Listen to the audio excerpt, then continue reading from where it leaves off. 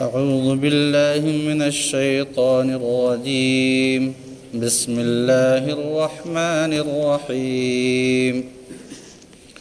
والتين والزيتون وطور سينين وهذا البلد الأمين لقد خلقنا الإنسان في أحسن تقويم ثم رددناه أسفل سافلين إلا الذين آمنوا وعملوا الصالحات فلهم أجر غير ممنون وما يكذبك بعد بالدين أليس الله بأحكم الحاكمين بلا وأنا على ذلك من الشاهدين.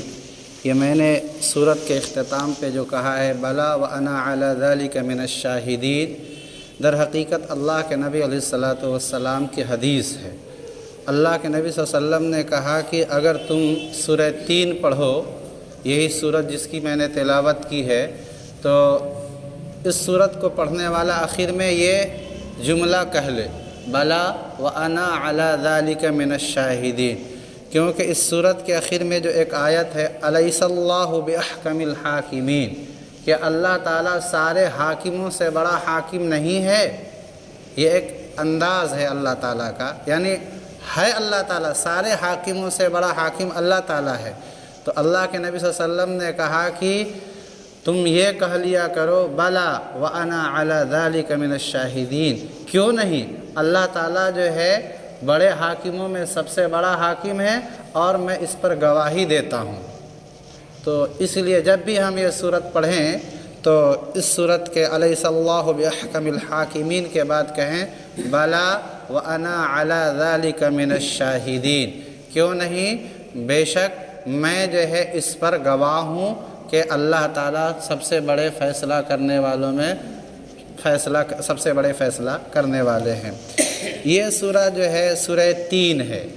چونکہ اس میں ایک لفظ آیا ہے تین، اس لیے اس سورت کا نام ہی پڑ گیا سورہ تین. جیسے سورہ فاتحہ کے بعد جو سورت ہے سورہ بقرہ ہے، بقرہ کے معنی گائے، اور چونکہ اس سورت کے اندر گائے کا تذکرہ ہے اس لیے پوری سورت کا نام ہی سورہ بقرہ پڑ گیا جو ہے. اسی طرح سے تین کے معنی آتے ہیں انجیر کے، وہی انجیر جو سوکھا یا کچا ہم کھاتے ہیں، اور یہ ایک برکتی پھل ہوتا ہے. انسانوں میں بھی ہر کوئی اس کو کہتا ہے کہ اس کے اندر بہت ہی زیادہ طاقت ہوتی ہے، بڑے اس کے فضائل بیان کیے جاتے ہیں، بڑے حکیموں سے معلوم کیجئے، ڈاکٹروں سے معلوم کیجئے تو اس کے بڑے فوائد بیان کرتے ہیں. تو اللہ تعالیٰ نے اسی انجیر پھل اور انجیر پھل کے درخت کی قسم کھائی ہے اور کہا کہ سورۃ التین مکیہ، یہ سورہ تین مکہ میں نازل ہوئی ہے اور اس میں 8 آیتیں ہیں. بسم اللہ الرحمن الرحیم، شروع کرتا ہوں میں اللہ کے نام سے جو بڑا مہربان نہایت رحم والا ہے. والتین والزیتون، قسم ہے انجیر کے درخت کی اور قسم ہے زیتون کے درخت کی. انجیر کا درخت اور زیتون کا درخت ہم لوگوں نے نہیں دیکھا، لیکن انجیر کو اور زیتون کو ہم لوگوں نے دیکھا ہے، مارکیٹ میں یہ چیز دستیاب ہے. تو ظاہر سی بات ہے کہ یہ پھل جو دستیاب ہے تو درخت سے ہی دستیاب ہوا ہوگا. اور اللہ رب العزت نے یا تو ان 2 درختوں کی قسم کھائی ہے کیونکہ یہ دونوں درخت برکت والے درخت ہیں، اور اللہ کو میں نے بتایا تھا کہ حق ہے کہ اپنی مخلوق کی، جس کو اس نے پیدا کیا ہے، قسم کھا سکتا ہے. لیکن مخلوق کو یہ حق نہیں ہے کہ مخلوق میں سے کسی مخلوق کی قسم کھائے. چنانچہ ہم کو یہ حق نہیں ہے کہ ہم ابا کی قسم کھائیں، اماں کی قسم کھائیں، سر کی قسم کھائیں، پیر کی قسم کھائیں. یہ ناجائز اور حرام ہے. ہم کو قسم کھانے کا حکم ہے تو بدرجہ مجبوری تو کس کی قسم کھائیں گے؟ اللہ کی قسم کھائیں گے. لیکن اللہ رب العزت سے ہم نہیں کہہ سکتے. اللہ تعالیٰ جو ہے اپنی بھی قسم کھاتا ہے اور اللہ تعالیٰ جو ہے اپنی مخلوق کی بھی قسم کھاتا ہے. چنانچہ اللہ تعالیٰ نے اپنی مخلوق میں سے انجیر درخت کی اور زیتون والے درخت کی، چونکہ یہ دونوں بابرکت درخت ہیں اس لیے قسم کھائی. اور بعض لوگوں نے کہا کہ نہیں، یہ انجیر درخت اور زیتون کا درخت کہاں ہوتا ہے زیادہ؟ ملک شام میں ہوتا ہے، اور ملک شام وہ ملک ہے جہاں سارے ہی انبیاء علیہ الصلاۃ والسلام آئے۔ ہمارے نبی علیہ الصلاۃ والسلام عرب میں آئے، اسی لیے یہودیوں کو اور عیسائیوں کو چڑ ہوئی، اور نبی علیہ الصلاۃ والسلام کے ماننے سے انہوں نے جو انکار کیا اس کی ایک وجہ یہ بھی تھی، جبکہ تورات کے اندر اور انجیل کے اندر اللہ کے نبی علیہ الصلاۃ والسلام کا پورا حلیہ بیان کیا گیا تھا کہ سارے انبیاء تو ملک شام میں آتے تھے، یہ کون سے نبی ہیں جو عرب میں آ گئے؟ تو ہوتا ہے نا علاقائیت کی بنیاد پر تعصب، جلن، حسد، انہوں نے اپنے دل میں اس کو لے لیا اور نبی علیہ الصلاۃ والسلام کا انکار کر دیا۔ تو یہ دونوں درخت جو ہے در حقیقت ملک شام میں ہی پائے جاتے ہیں، اور ملک شام وہ جگہ ہے جہاں انبیاء علیہ السلام، مفتی صاحب ادھر تشریف لائیے، جہاں انبیاء علیہ الصلاۃ والسلام سارے ہی کے سارے آئے۔ آگے ہے وطور سینین، سینین ایک جگہ ہے مدین کے اندر، یہ بھی ملک شام کا ہی علاقہ ہے جہاں، اور طور پہاڑ کا نام ہے جہاں حضرت موسیٰ علیہ الصلاۃ والسلام اللہ تعالیٰ سے جس پر جا کر کے بات کیا کرتے تھے۔ وَهَذَا الْبَلَدِ الْأَمِينَ، اور میں قسم کھاتا ہوں اس امن والے، اس عزت والے شہر کی جو ہر طرح سے شر اور فتنے سے محفوظ ہے، وہاں اگر باپ کا قاتل بھی اگر پناہ جا کر کے لے لے تو اس کو وہاں قتل نہیں کر سکتے۔ تو یہ امن و امان والا شہر ہے، مکہ مراد ہے۔ تو چونکہ دو قرآن کے اندر طور سینین اور مکہ مکرمہ یہ دونوں شہر ہیں، دونوں جگہ ہیں، اسی لیے بعض لوگوں نے کہا کہ تین سے مراد انجیر کا درخت جہاں ہوتا ہے اور زیتون کا درخت، تو چونکہ یہ دونوں درخت ملک شام میں ہوتے ہیں، کیونکہ انبیاء علیہ الصلاۃ والسلام یہاں بکثرت تشریف لائے، تو اللہ تعالیٰ نے اس طرح سے تمام مقامات مقدسہ کی قسم کھا لی کہ میں ان مقامات کی قسم کھا کر کے کہتا ہوں۔ کس بات پر اللہ تعالیٰ نے قسم کھائی؟ آگے وہ بات آ رہی کہ لَقَدْ خَلَقْنَا الْإِنسَانَ فِي أَحْسَنِ تَقْوِيمٍ، کہ ہم نے سارے ہی انسان کو، چاہے وہ مسلمان ہو کہ غیر مسلم ہو، سب کو اللہ تعالیٰ نے کہا کہ ہم نے سارے انسان کو پیدا کیا ہے بہترین سانچے میں اور بہترین شکل میں، یعنی تمام مخلوقات میں، چاہے وہ اللہ کی مخلوق جمادات ہو، پتھر یا نباتات ہو، درخت، پیڑ پودے، یا حیوانات جانوروں میں سے، چاہے کتا، بلی، بندر، گائے، بیل، بھینس، چاہے ہم انسان، اللہ تعالیٰ نے انسان کی شکل اپنی مخلوقات میں سب سے بہتر بنائی ہے۔ اور اللہ تعالیٰ نے صرف یہ نہیں ہے کہ انسان کی صرف شکل ہی بہتر بنائی ہے، اللہ تعالیٰ نے انسان کی فطرت بھی بہتر بنائی ہے۔ اب وہ الگ بات ہے کہ انسان اپنے بدعملی کی وجہ سے، بد کرداری کی وجہ سے وہ کبھی کبھی جانوروں والا عمل کرنے لگتا ہے، تو کہتے ہیں بالکل جانور ہی ہو گیا ہے۔ لیکن اللہ تعالیٰ نے کہا ہے کہ ہم نے انسان کو بہترین شکل و صورت میں پیدا کیا ہے، اور تقویم کے اندر جہاں اس کی شکل داخل ہے، ترجمہ تو شکل ہی سے کر رہے ہیں، لیکن اس کی فطرت بھی ہے کہ اللہ تعالیٰ نے انسان کی فطرت تمام مخلوقات سے بہتر بنائی، اللہ تعالیٰ نے انسان کی شکل بھی تمام مخلوقات سے سب سے بہتر بنائی۔ اس سے کوئی جو ہے بہتر مخلوق نہیں ہے، شکل و صورت کے اعتبار سے، فطرت کے اعتبار سے۔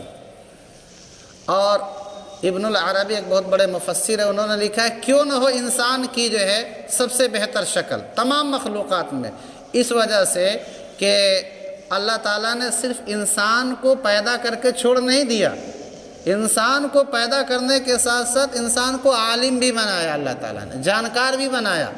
اللہ تعالیٰ نے انسان کو ہر چیز پر نہ صحیح بعض چیزوں پر اللہ تعالیٰ نے اس کو قدرت عطا فرمائی، سننے کی اللہ تعالیٰ نے اس کو صلاحیت دی، دیکھنے کی صلاحیت دی، اسی طرح سے انتظام کی صلاحیت دی۔ تو اللہ تعالیٰ نے انسان کو پیدا کرنے کے ساتھ ساتھ عالم بھی بنایا، قادر بھی بنایا، سمیع بھی بنایا، بصیر بھی بنایا، متکلم بھی بنایا، اور یہ سب وہ صفات ہیں جو اللہ رب العزت کے اوپر بھی فٹ آتے ہیں۔ اللہ تعالیٰ بھی جو ہے علیم ہے، اللہ سمیع ہے، قدیر ہے، بصیر ہے، اور یہ صفات اللہ تعالیٰ نے کسی نہ کسی درجے میں انسان کے اندر بھی رکھے ہیں۔ تو ظاہر سی بات ہے کہ اللہ سے بہتر، اللہ سے بڑا کوئی نہیں ہو سکتا ہے، تو اللہ کی مخلوق میں انسان سے بہتر کون ہو سکتا ہے؟ کیونکہ جب یہ صفات کسی نہ کسی درجے میں انسان کے اندر پیدا ہو گئے تو انسان بھی مخلوقات میں سب سے اشرف اور سب سے افضل ہو گیا۔ اور بخاری کے اندر ایک روایت ہے کہ اللہ تعالیٰ نے خلق آدم علی صورتہ، کہ آدم کو اپنی صورت، اپنی شکل پہ پیدا کیا۔ تو اللہ کی تو کوئی شکل نہیں ہے، کیونکہ یہ شکل جو ہے ضائع ہو جاتی ہے۔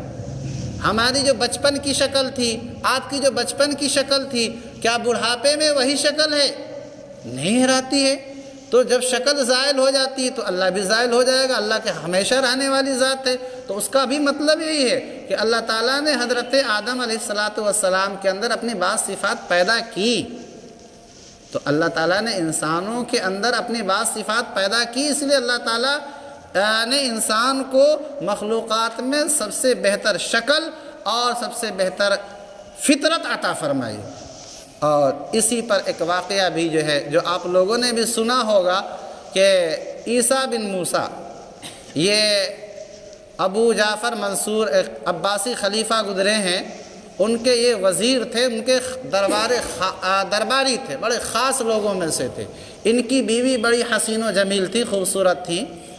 یہ چاندنی رات کے اندر اپنی بیوی کے ساتھ گفتگو کر رہے تھے، اور کبھی چاند کو دیکھتے تھے، کبھی اپنی بیوی کو دیکھتے تھے، اور مارے انہوں نے خوشی میں اور ہنسی مذاق میں یہ بات کہہ دی کہ اگر یہ انت طالق ثلاثہ ان لم تکونی احسن من القمر، کہ تجھے 3 طلاق اگر تو چاند سے زیادہ خوبصورت نہیں ہے تو۔ یہ اتنا کہنا تھا کہ بیوی پردے میں چلی گئی، کیونکہ چاند سے زیادہ خوبصورت بظاہر کوئی ہو ہی نہیں سکتا ہے۔ تو بیوی نے کہا کہ اب تو مجھے طلاق پڑ گئی، اور 3 طلاق آپ نے دی، اب آپ کے لیے میں حلال نہیں رہی۔ اب جو ہے یہ عیسیٰ بن موسیٰ یہ بہت پریشان ہوئے، رات کا وقت تھا، کیسے بھی جو ہے پریشانی کے عالم میں یہ رات کاٹی انہوں نے۔ صبح میں خلیفہ وقت ابو جعفر منصور سے کہا کہ مجھ سے غلطی ہو گئی، اور میں نے جو ہے ہنسی میں یہ کہہ دیا کہ انت طالق ثلاثہ، کہ تجھے 3 طلاق اگر تو چاند سے زیادہ خوبصورت نہیں ہے تو، اور مجھے بڑا پچھتاوا ہے۔ اور طلاق آدمی چاہے ہنسی میں دے چاہے خوشی میں دے، طلاق پڑ جاتی ہے۔ جیسے کہ آدمی نکاح کرے، چاہے مذاق میں کرے چاہے آدمی سنجیدگی سے کرے، نکاح کا وجود ہو جاتا ہے۔ دو لڑکا لڑکی جو ہے 2 گواہوں کی موجودگی میں اگر یہ کہہ دیں کہ ہم دونوں ایک دوسرے کے لیے میاں بیوی ہیں، دونوں عاقل بالغ ہیں، اور 2 گواہوں نے سن لیا جو مسلمان ہیں، آزاد ہیں، ان کا نکاح ہو گیا۔ اب ان کے آپس میں میاں بیوی ہو گئے، چاہے وہ ہنسی میں کہے ہوں چاہے انہوں نے جو ہے خوشی میں کہا ہو، ایسے ہی آزادی کا مسئلہ ہے۔ تو طلاق تو پڑ گئی۔ اب جو ہے ابو جعفر منصور نے سارے جو شہر کے علماء تھے، مفتیان تھے، سب کو جمع کیا اور کہا کہ بھائی ایسی ایسی بات ہے، کیا حکم ہے؟ سب نے ایک زبان کہا کہ طلاق پڑ گئی۔ اب بیوی بچنے کی کوئی شکل نہیں ہے، کیونکہ بھلا چاند سے زیادہ انسان خوبصورت نہیں ہو سکتا ہے۔ ایک عالم جو امام ابو حنیفہ رحمۃ اللہ علیہ، جن کو اس وقت پوری دنیا کے سب سے زیادہ جو ہے لوگ ماننے والے ہیں، اور ان کو ماننے کا مطلب نبی کو مانتے ہیں، ان کے نبی نے جو مسائل بیان کیے ہیں ان کی انہوں نے تشریح کری ہے۔ تو امام ابو حنیفہ رحمۃ اللہ علیہ کے ایک شاگرد اسی مجلس میں بیٹھے تھے، بڑے عالم تھے، انہوں نے کچھ نہیں بولا۔ تو ابو جعفر منصور نے کہا آپ کچھ نہیں بول رہے ہیں؟ تو انہوں نے بسم اللہ الرحمن الرحیم پڑھ کر کے یہی سورہ 3 تلاوت کری، اور کہا کہ بادشاہ وقت، خلیفہ وقت، اللہ تعالیٰ نے انسان کو کہا ہے کہ ہم نے انسان کو سب سے بہترین شکل میں پیدا کیا، ہر چیز سے انسان کی شکل بہتر بنائی ہے، اور ہر چیز میں اس جو ہے عیسیٰ بن موسیٰ کی بیوی ہے کہ اس سے بھی جو ہے چاند سے بھی جو ہے زیادہ اس کی بیوی کو اللہ تعالیٰ نے خوبصورت بنایا ہے۔ ابو جعفر منصور نے کہا واقعی جو ہے طلاق نہیں پڑتی جو ہے، اور سب جو علماء نے کہا طلاق نہیں پڑے گی۔ وہی وجہ یہی ہے کہ اللہ تعالیٰ نے انسان کو جو شکل عطا فرمائی ہے، جو اللہ کو نے فطرت عطا فرمائی ہے، وہ ساری مخلوق میں سب سے بہتر پھر اللہ تعالیٰ نے چونکہ اپنی قدرت ظاہر کرنے کے لیے، کیونکہ جب مکہ کے اندر نبی نے دعوت دی تو کچھ نبی نے یہ بھی کہا کہ قیامت قائم ہوگی اور مرنے کے بعد تم لوگ اٹھائے جاؤ گے، اس لیے اللہ پر ایمان لاؤ، تو ان لوگوں نے انکار کر دیا اور کہا کہ جو ہے جب ہم ہڈی ہو جائیں گے، سڑ گل جائیں گے تو ہم کو اٹھایا جائے گا، بھلا ایسا بھی ہوتا ہے کیا؟ ان کو کہا جاتا تھا منکرین بعث بعد الموت، کہ مرنے کے بعد دوبارہ اٹھائے جانے کا انکار کرنے والے۔ تو اللہ تعالیٰ نے کہا دیکھو انسانوں، ہم نے تم کو ساری مخلوق میں سب سے بہتر شکل دی نا۔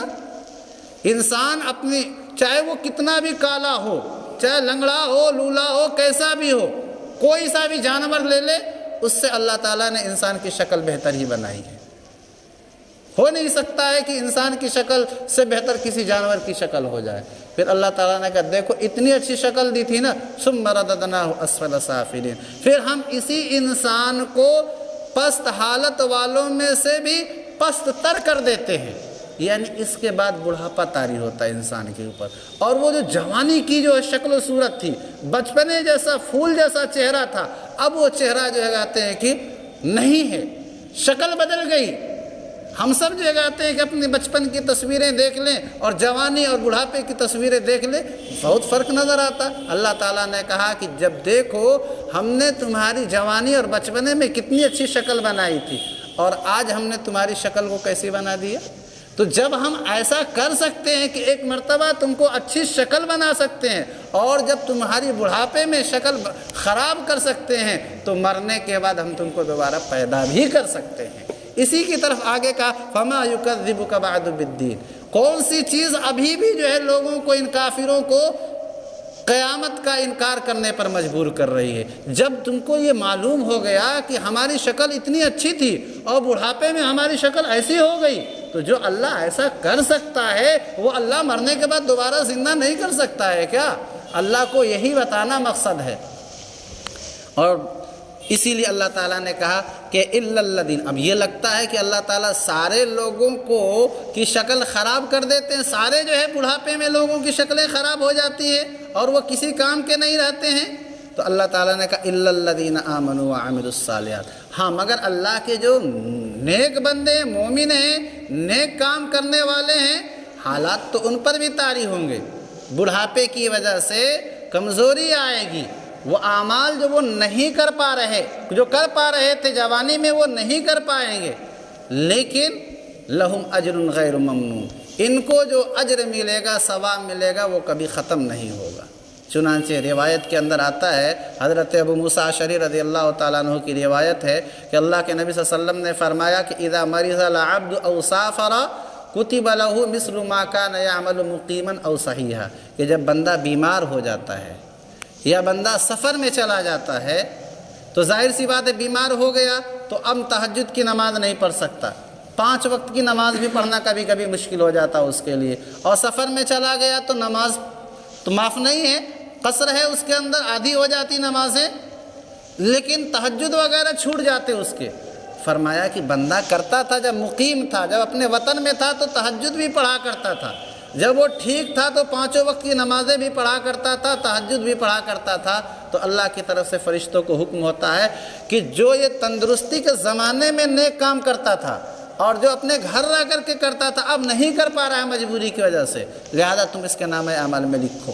تو اللہ تعالیٰ نے کہا فَلَهُ أَجْرٌ غَيْرُ مَمْنُونَ، کہ اس کو ہم اجر دیں گے اور وہ ایسا اجر ہوگا جو کبھی ختم نہیں ہوگا۔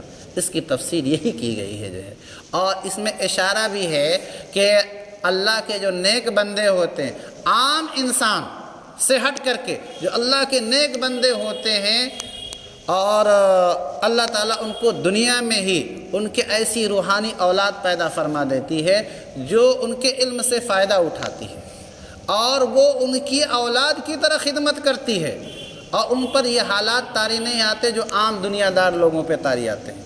کیوں؟ اس لیے کہ ایک دنیا دار نے صرف اپنی زندگی مادیت کے اندر دنیا کمانے میں گزارا ہے، اس کی فکر پوری دنیا کے اندر دنیا کمانے کے لیے تھی، لہذا آخر میں کمزوری کے ساتھ ساتھ جو ہے وہ طرح طرح کی مشکلات سے دوچار رہتا ہے۔ اور جو ہے یہ جو اللہ کے نیک بندے ہوتے ہیں، ان پر بھی کمزوری طاری ہوتی ہے، یہ بھی غشی ان پر بھی طاری ہوتی، الٹی ہوگی، پیخانہ ہوگا، بیماریاں ہوں گی، لیکن اللہ تعالیٰ ان کی خدمت کے لیے ایسے نیک اولاد پیدا کر دیتے ہیں۔ میں نے دیکھا پچھلے ابھی سال گزرا ہوا جو رمضان ہے، بلوڑی میں جب اعتکاف میں تھے، ایک بزرگ آئے، قاری اسماعیل صاحب، آپ نے بھی نام سنا ہوگا، گرینی کے ہیں، میں پڑھاتے ہیں، بہت بزرگ آدمی، بالکل جو ہے بوڑھے شکل سے، کوئی بہت اچھے نہیں، خوبصورت نہیں، لیکن ان کے شاگرد ہندوستان ہی نہیں بلکہ ہندوستان کے باہر بھی پھیلے ہوں گے، کئی کتابوں کے مصنف، اور ان کو کئی لوگ اٹھا کر کے لے کر کے آ رہے تھے۔ تو میں نے سوچا کہ شاید کہ یہ جو ہے ان کی اولاد ہوگی، کوئی جو ہے ان کا کپڑا نہ تھامے ہوئے ہے، کوئی ان کا جوتا تھامے ہوئے ہے۔ تو میں نے پوچھا کہ آپ لوگ ان کی اولاد ہیں؟ کہا نہیں، ہم نے قاری صاحب سے آج سے 30 سال پہلے پڑھا تھا جو ہے۔ تو اس طرح سے اللہ تعالیٰ نے وعدہ جو کیا ہے نا کہ الا الذین آمنوا وعملوا الصالحات فلہم اجر، کہ جو لوگ ایمان والے ہیں، نیک عمل کرنے والے ہیں، اللہ تعالیٰ ان کو دنیا میں ہی جو ہے اس کا اجر دکھلا دیتے ہیں، اور یہ مرنے کے بعد بھی یہ سلسلہ باقی رہتا ہے۔ اور اللہ تعالیٰ نے یہ جو کہا کہ ہم نے انسان کو اسفل سافلین، سب سے بدتر حالت میں کر دیا آخر میں، اس وجہ سے کہ جانور کو آپ دیکھ لیں، گائے کو دیکھ لیں، بھینس کو دیکھ لیں، ان کو اللہ تعالیٰ جس حالت میں بھی رکھیں، جب یہ تندرست ہوتے ہیں تو ان سے دودھ دوہا جاتا ہے، جب یہ کسی کام کے نہیں ہو جاتے تو قصائی انہیں لے جا کر کے جو ہے کاٹ دیتے ہیں، اور لوگ ان کا گوشت کھا جاتے، اور ان کی ہڈیاں، ان کی چمڑے، ایک ایک عضو ان کا جو ہے بک جاتا ہے۔ کوئی چیز ضائع ہوتا نہیں، ضائع ہوتا، لیکن انسان جو ہے، انسان آخر عمر میں کسی لائق نہیں رہ جاتا ہے، نہ وہ خود اپنے کو فائدہ پہنچا سکتا ہے، نہ دوسرے کو فائدہ پہنچا سکتا ہے۔ اس کی طرح بھی اللہ تعالیٰ نے انسان کو کہا کہ ذرا غور کرو اپنی تخلیق کے اوپر، کہ تم جو ہے کس حالت میں آ گئے، اور پھر بھی تم اللہ کے وعدے کا انکار کر رہے ہو کہ اللہ نے کہا کہ ہم مرنے کے بعد اٹھائیں گے تم کو۔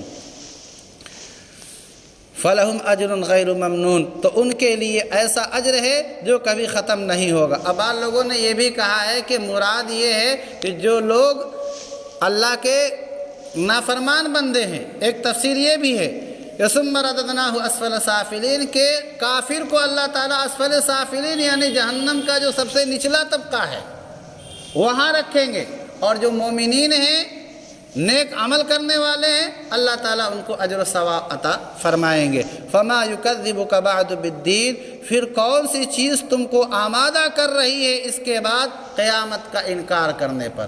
یعنی جب تم کو بتلا دیا میں نے یہ کہ ہم نے تم کو خوبصورت بنایا، اس کے بعد ہم نے تمہاری شکل خراب کر دی اور ہر مخلوق سے تم کو بدتر کر دیا ہم نے، تو جب ہم ایسا کر سکتے ہیں تو کیا مرنے کے بعد تم کو ہم دوبارہ زندہ نہیں کر سکتے ہیں کہ تم انکار کر رہے ہو؟ محمد کہہ رہے ہیں صلی اللہ علیہ وسلم کہ اے جو ہے مکہ والو، تم مرنے کے بعد اٹھائے جاؤ گے اور حساب و کتاب ہوگا، تو تم لوگ محمد کا مذاق اڑاتے ہو کیا کہ ارے بھلا کیسے ہوگا، ہم جب سر گل جائیں گے تو کیا ہماری ہڈیاں اٹھیں گی؟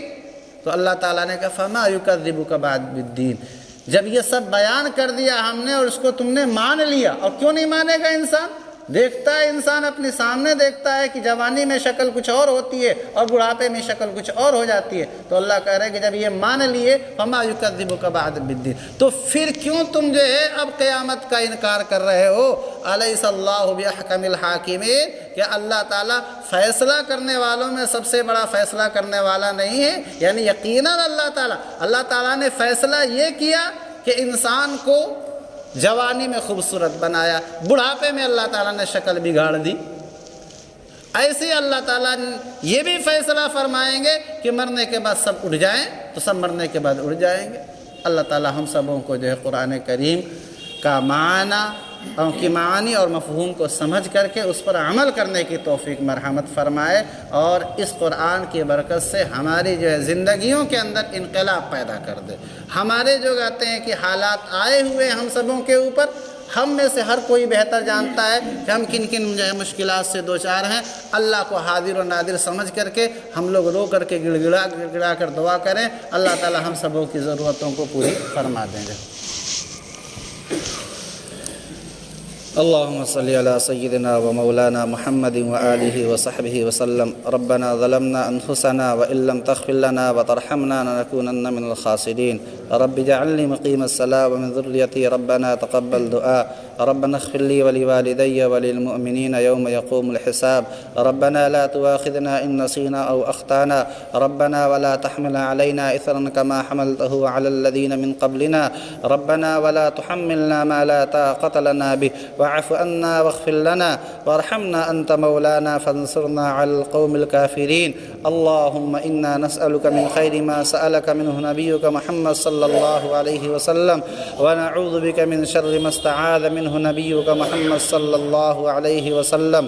اے اللہ ہم سب کے گناہوں کو معاف فرما دے. اے اللہ ہم سب کے خطاؤں کو درگزر فرما دے. اے اللہ ہم سبوں کے ہر چھوٹے بڑے گناہوں کو محض اپنے فضل و کرم سے معاف فرما دے. اے اللہ ہمارے ان گناہوں کو بھی تو بخش دے جو ہم نے رات کے اندھیرے میں کیے ہیں. اے اللہ ہمارے ان گناہوں کو بھی تو معاف فرما دے جو ہم نے دن کے اجالے میں کیے ہیں. اے اللہ ہمارے ان گناہوں کو بھی معاف فرما دے جو ہم سے جان بوجھ کر کے ہو گئے. اے اللہ ہمارے ان گناہوں کو بھی آپ معاف فرما دیں جو ہم سے انجانے میں ہو گئے. یا اللہ ہمارے ماں باپ کی مغفرت فرما دیجئے. یا اللہ ہمارے اعزاء اور اقارب کی مغفرت فرما دیجئے. یا اللہ ہم میں سے جن کے ماں باپ زندہ ہیں اللہ ان کی خدمت کی توفیق مرحمت فرما دیجئے. اے ہمارے پروردگار ہم میں سے جو بیمار ہیں ان کو شفائے عاجلہ دائمہ مستمرہ عطا فرما دیجئے. یا اللہ ہم میں سے جن کے گھر والے یا ان کے دوست احباب رشتہ دار بیمار ہیں یا اللہ یا کسی طرح کی کوئی پریشانی سے دوچار ہیں یا اللہ ان کی پریشانیوں کو دور فرما دے. یا اللہ ان کو صحت عطا فرما دے. یا اللہ ان کو تندرستی عطا فرما دے. اے ہمارے پروردگار ہم میں سے جو لوگ قرض میں ڈوبے ہوئے ہیں یا اللہ ان کو قرض سے سبکدوشی عطا فرما دے. اے ہمارے پروردگار ہم میں سے جس کی جو بھی جائز تمنا ہے یا اللہ انہوں نے دعا کی درخواست کری ہے یا کرنے کا ارادہ رکھتے ہیں یا اللہ سب کی جائز تمناؤں کو سب کی جائز مرادوں کو سب کے جائز مقاصد کو تو پورا فرما دے. یا اللہ پورا فرما دے. اے ہمارے پروردگار ہماری زندگیوں میں قرآن اور حدیث کو داخل فرما دے. یا اللہ ہمیں نماز پنجگانہ باجماعت پڑھنے کی توفیق مرحمت فرما دے. یا اللہ ہمیں پانچوں وقت کی نماز جماعت کے ساتھ پڑھنے کی توفیق مرحمت فرما دے. یا اللہ گناہوں سے ہم توبہ کرتے ہیں. یا اللہ جو گناہ ہم سے سرزد ہو چکے ہیں یا اللہ ہم ان پر شرمندہ ہیں. یا اللہ ان کے چھوڑنے کا عزم کرتے ہیں اور آئندہ نہ کرنے کا پختہ ارادہ کرتے ہیں. یا اللہ ہماری زندگیوں میں جو گناہ ہو گئے ہیں یا اللہ ان کو تو آپ دھل دیجئے. یا اللہ ان کو معاف فرما دیجئے. یا اللہ ان گناہوں کو اے اللہ آپ ختم فرما دیجئے. اے ہمارے پروردگار ہمارے نبی حضرت محمد مصطفیٰ صلی اللہ علیہ وسلم پر ان کے قیام و قعود سے بھی زیادہ درود و سلام نازل فرمائیے. یا اللہ ان کے صحابہ جنہوں نے دین کے خاطر قربانیاں دی یا اللہ ان کے قبروں کو نور سے بھر دیجئے. یا اللہ ان کے درجات کو بلند فرما دیجئے. سبحان ربک رب العزت عما یصفون وسلام علی المرسلین والحمد للہ رب العالمین.